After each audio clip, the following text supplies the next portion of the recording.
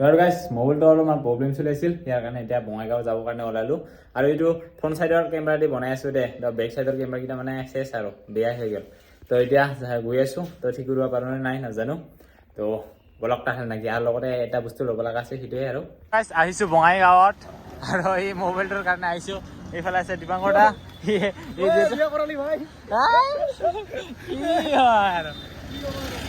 বঙাইগাঁৱত আহিলেতো যিহেতু আছে ন, ইয়াৰ কাৰণে ডাইৰেক্ট ইয়াকে লগ ধৰিলোঁ আৰু যাওঁ এতিয়া মোবাইল দোকানত। কি হয় নাই নাই তো কি হয় চাওঁ, লৈ যাই চাওঁ। ইয়াতো আহিছিলোঁ কিন্তু ইয়াতো নহ'লগে, কাৰণ মানে মোবাইল চাব লাগিব বুলি কৈছিল। আৰু এতিয়া ঘৰত আহি পালোঁ, তো গৈছিলোঁ বঙাইগাঁৱত মোবাইল ঠিক কৰিম বুলি, কিন্তু নহ'লগে। আৰু গাইছ আজি হ'ল নৱেম্বৰৰ 1 তাৰিখ, জুবিন দাৰ ৰৈ ৰৈ বিনালী চিনেমাখন চলি আছে। তো যোৱাকালি বাৰু আমাৰ চোৱা নহ'ল, তো আজি যাম। তো আপোনালোকে কোনে কোনে চালে ৰৈ ৰৈ বিনালে জুবিন দাৰ শেষৰটো জুবিন দাৰ চিনেমাখন, কোনে কোনে চালে কমেণ্ট কৰি জনাব। তো আজি আমিও যাম বুলি ভাবিছোঁ। সন্ধিয়াৰ টিকেটটো লৈছোঁ, যোৱাকালিৰ টিকেটটো নাপালোঁ আমি, তো সেয়াৰ কাৰণে আজি টিকেটটো কাটিছোঁ। আজি টিকেটহে পাইছোঁ আমি, সেয়াৰ কাৰণে যোৱাকালি চোৱা নহ'ল, আজি মানে যাম। টাইমটো হ'ল আমাৰ সন্ধিয়াৰ 5টা বজাত আছে। তো আগতে মই এনেকুৱা চিনেমাও চোৱা নাই, আৰু লগতে ইও যাব চাগে, যাবি না নাই? যাবি? যাব বোলে। আৰু আগতে মই এনেকুৱা চিনেমাও মানে চাব যোৱা নাছিলোঁ, তো মোৰ পৰা এবাৰেই গৈছোঁ। তো এইবাৰ হ'ল মোৰ 2 নম্বৰ হ'ব। তো 2 নম্বৰ মানে জুবিন দাৰ চিনেমাখন চাব গৈ আছোঁ, জুবিন দাৰ শেষৰটো চিনেমা ৰৈ ৰৈ বিনালী চিনেমাখন।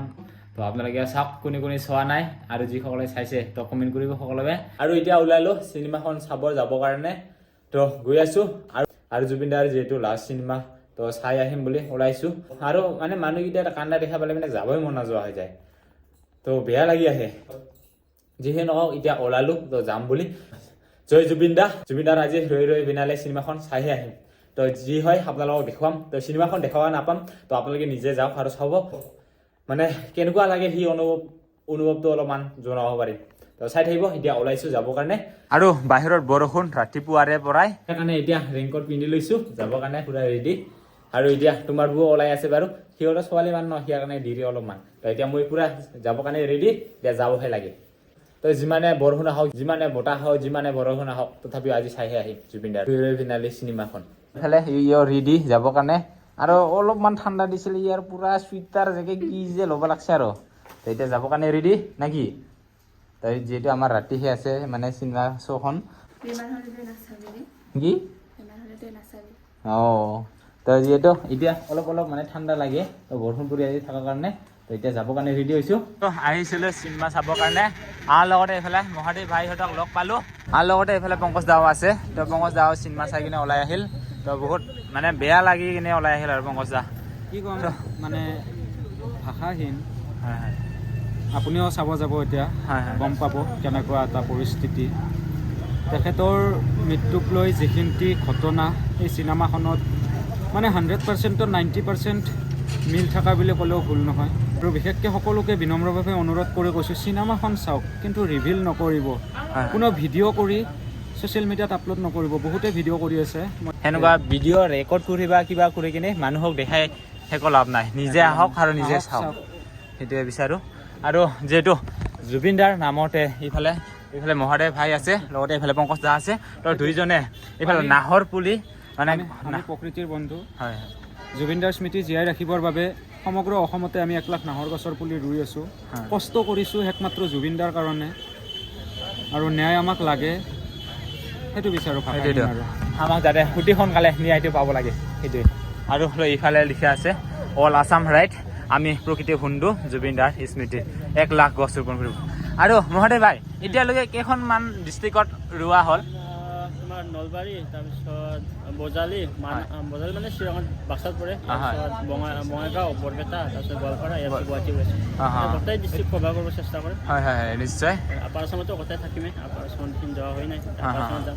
আৰু টোটেল 5 মাহ 6 মাহৰ কাৰণে এইটো জাৰ্ণি কৰিছোঁ। দে না ভালকৈ যাবি এইফালে মহাদেৱ ভাই দে। এতিয়া সোমাম, টিকেটটো দেখুৱাম, তাৰপিছত ভিতৰতো ভিডিঅ' কৰা দেখা নাপাব আপোনালোকে। চিনেমা হলৰ সোমাৰ আগতে এইফালে বহিলোঁ দুইজনে। তো এতিয়া বহি লৈছোঁ চাবৰ কাৰণে, এতিয়ালৈকে আৰম্ভ হোৱা নাই। তো অলপ পিছত কি হয় জুবিনদাৰ চিনেমা চোৱা হৈ গ'ল আমাৰ আৰু শেষৰলৈকে চালোঁ আৰু কি ক'ম